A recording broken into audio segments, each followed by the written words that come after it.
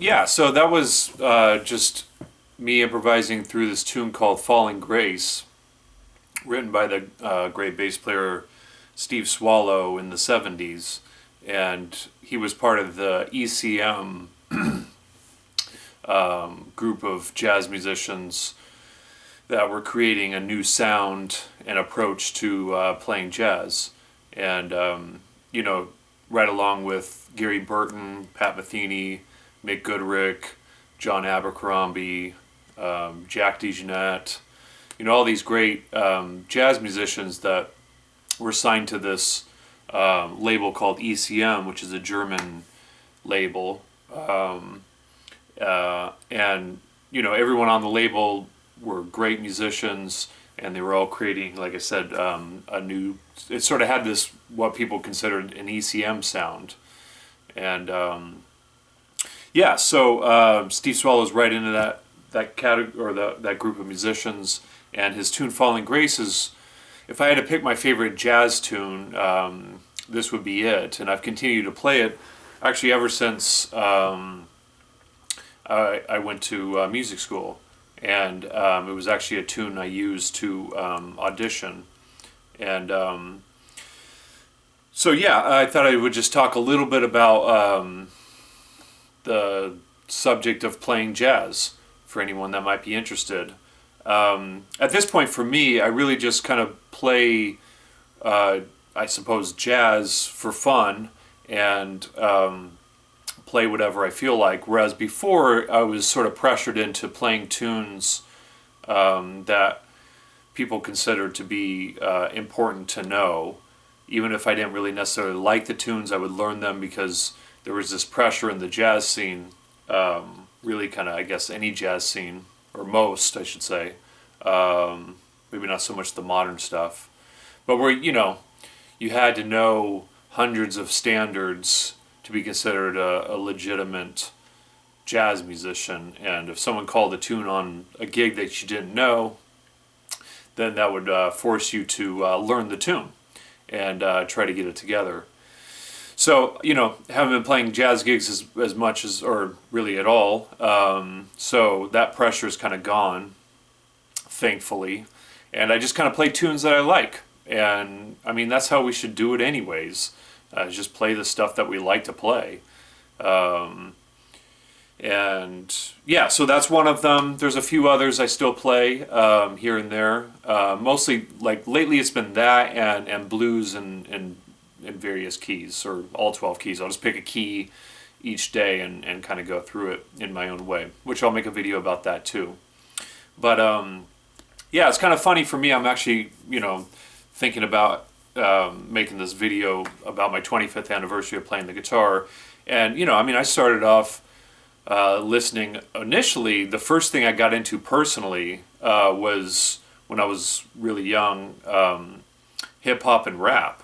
believe it or not. And I whatever, I'll save all this for another video. But then I got into rock, and then I got introduced to jazz, and sort of, rock and jazz have kind of been my two things. And over time, the rock part of my life became more and more steered more and more towards just a personal thing.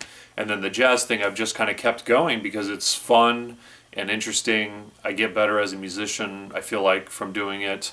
And it does have some practical application, which is, I can play gigs more than I would if I just did my original music.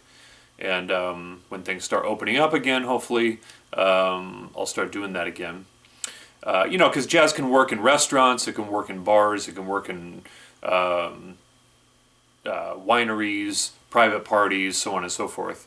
Whereas my original music really is, just for small niche clubs or cafes or bars that'll have creative music. But yeah, so as far as playing jazz, I mean, one of the things I like about it is, like this tune, Falling Grace, it usually has interesting harmonic movement, and it kind of has this rich harmonic kind of environment to create within. And this tune in particular, I was kind of talking about this a little bit yesterday, it kind of helped me learn how to play how I want to play. And this is something that I've heard from people like Mick Goodrick, who I studied with, and Bill Frisell, who I believe studied with Mick Goodrick as well. They'll play a tune all day long, and they'll play the same tune for decades. And I realized, like, that's how they kind of learned how they want to play, is by getting into these tunes and discovering things about it. And so yeah, one of the things I discovered about playing through this tune was, rather than playing, for instance, like I'll play the first few chords, we'll see where I land.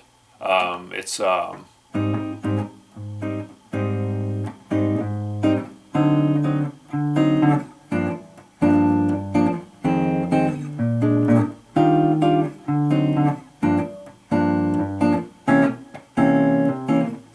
let's just stop there. So it's A flat major 7, D7, G minor 7, F minor 7, B flat 7, E flat major, D7, G minor 7, C7 to F major. Bunch of chords going by, right? But for me, I don't want to play those type of voicings anymore, although sometimes I will. But for the most part, like that A flat major 7 chord, I would do it maybe more like...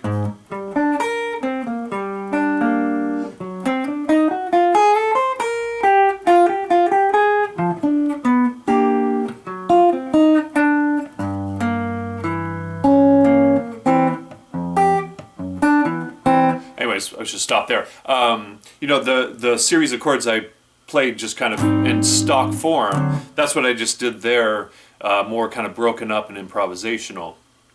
And so every time I play through the tune, it's completely different. I have no idea how I'm going to be playing it. There's no like set way. And to kind of have that freedom, I think that's a huge part of what you can learn from jazz is the freedom.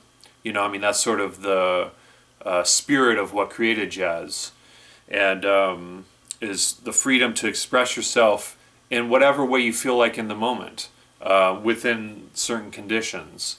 And those certain conditions allow for all sorts of great things to happen. It's just like a 12-bar blues, kind of adhering to that form and that chord progression, although you can break away from the chord progression too, and the form if you wanted to. But, that framework gives you a solid kind of foundation to take off, basically. And, so I find it really useful and fun.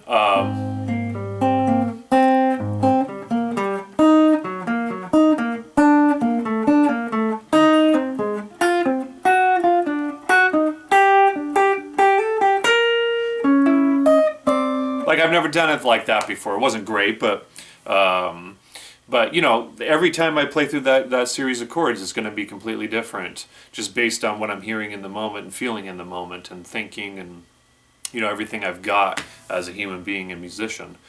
So yeah, if that kind of thing is attractive to you, then I think not that you have to check out jazz. You certainly don't, but it can open things up for you.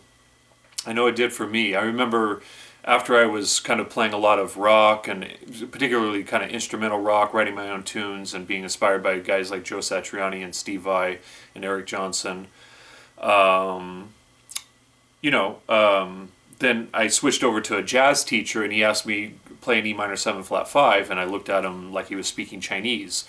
And at that moment I realized that I was intrigued by these unfamiliar chords and these unfamiliar musical territories.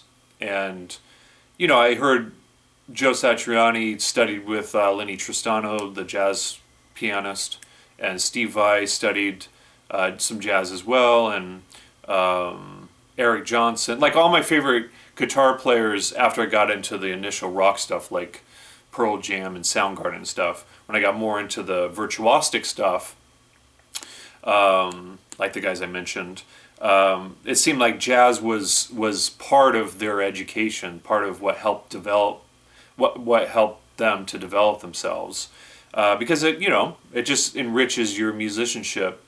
Because jazz is rooted in the blues, and jazz is rooted in the American history. In American history, it's an American art form, and it's spread throughout the world.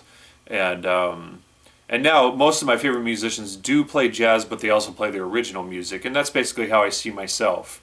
While there are artistic components to this, it's not what I would consider as innovative as my original music.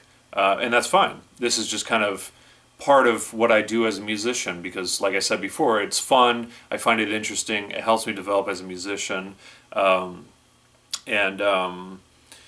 Yeah, so anyways, just thought I'd share that with you guys. And, as far as studying jazz, I mean, even just a little bit, learning about the chords, if you're not familiar with these seventh chords, how to kind of improvise on those chords, how to play melodies. That's one of the things, real quick. Let me just play the melody to this tune to give you an idea of how it goes.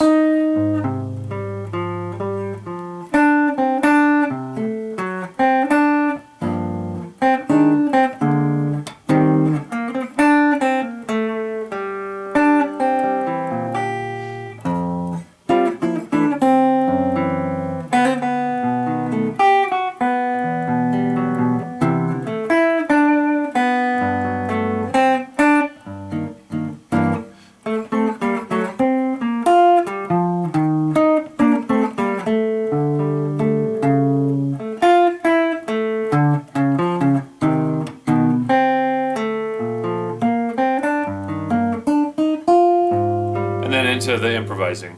There's a little bit more to the tune, but anyways, that's the sort of the head of the tune. And when I learn a head, I'll do it,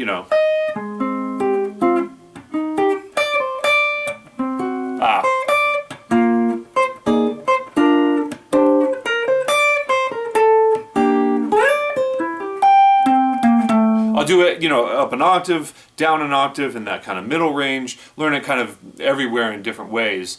And even with the melody, I'll play it differently, usually like every time, because I want to play the head part.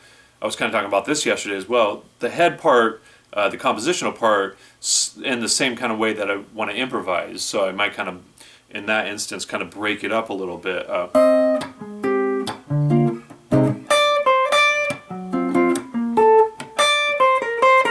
That kind of thing where I'm just breaking it up improvisationally based on my knowledge of the harmony in the moment. And anyways, okay. If you have any questions about any of the things I'm talking about here, please feel free to hit me with them. And